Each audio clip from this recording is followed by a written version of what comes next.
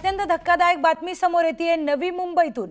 सिडकोनं नवी मुंबईतील तब्बल 80 एकराचा तलाव बुजवून बिल्डरांच्या घशात घालण्याचा डाव आखलाय। तर फ्लेमिंगोचा आश्रयस्थान असलेल्या नवी मुंबई शहरातील लोटस तलाव बुजवून ती जागा बिल्डरांच्या घशात टाकण्याचा डाव आज भाजप आमदार मंदा म्हात्रे आणि नागरिकांनी उधळून लावला। नवी मुंबई महापालिकेच्या माध्यमातून नेरूळमधील लोटस तलावाजवळ परदेशी पाहुणे फ्लेमिंगो येतात, तर हा तलाव भराव टाकून बुजवण्याचं काम सिडकोच्या माध्यमातून सुरू होतं। तब्बल 80 एकराची तलावाची जागा बिल्डरांच्या घशात घालण्याचा डाव सुरू होता, तो आज उधळून लावण्यात आलाय।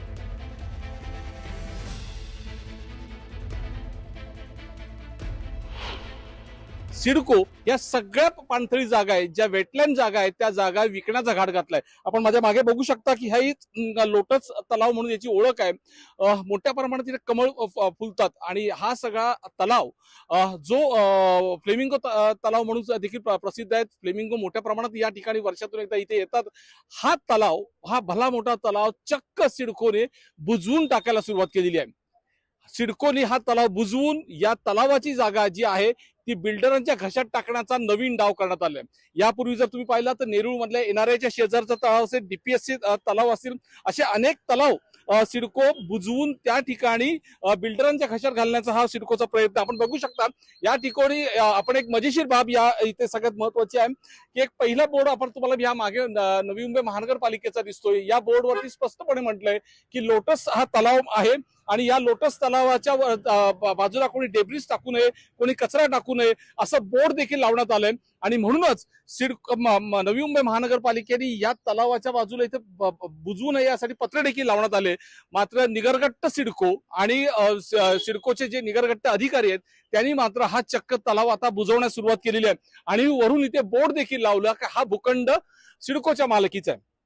नवल आहे यामध्ये की जिथे तलाव होतं, ज्या तलावाच्या जागेवर हा भराव टाकला आणि तेच भूखंड सिडकोच्या मालकीचे सांगत हा संपूर्ण तलावाची जी जागा आहे ती हडप करून त्या ठिकाणी हे बिल्डरांच्या घशात टाकण्याचा डाव सिडकोच्या काही अधिकाऱ्यांचा आहे।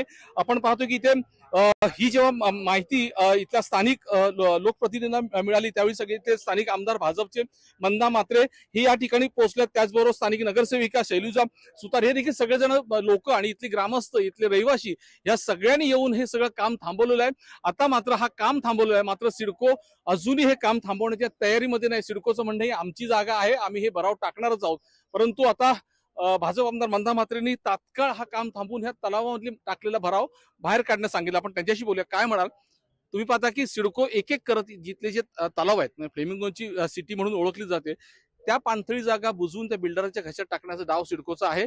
यापूर्वी डीपीएसचं झालं, आता नेरूळचं दुसरं एक तलाव पण झालं ना। कुक्षेत मध्ये असा तलाव होता, ग्रामस्थांना तिथे सगळ्या विधी वगैरे करायचे, तो बुजवून तिथे टावर, टोलेजंग टावर झाले। आज इकडचा जो मला आता कळलं, मी दौऱ्यावरच होती होल्डिंग पॉइंटच्या, तसंच इथे आल्यावर बोललं एवढा भराव केलेला आहे, हा भराव तात्काळ काढा। जॉईंट एमडीला मी फोन केलाय, गणेश देशमुखला, जर काढला ना तर माझ्याशी गाठ आहे। म्हणजे आमचे तलाव बुजवायचे, आम्हाला गार्डन नाही, आमच्या या शहराला नाही, तिथे सेक्टर 50 मध्ये गार्डन नाही, एक मंदिर नाही। म्हणजे काही तुम्ही जे नियोजन केलंय सिडकोनी ते वाऱ्यावरच केलंय आणि हाय ते पण बुजवायचं, ते तुम्हाला कोणी अधिकार दिलाय? कोणची तुमची जागा? ही जागा ग्रामस्थांच्या आहेत। तुम्हाला जागा दिला तर यासाठी नाही दिला, या परिसरामध्ये एकही तलाव नाही, हे लोटस तलाव म्हणून फेमस आहे आणि याचं सुशोभीकरण करायचं पालिकेकडे माझा प्रस्ताव आहे।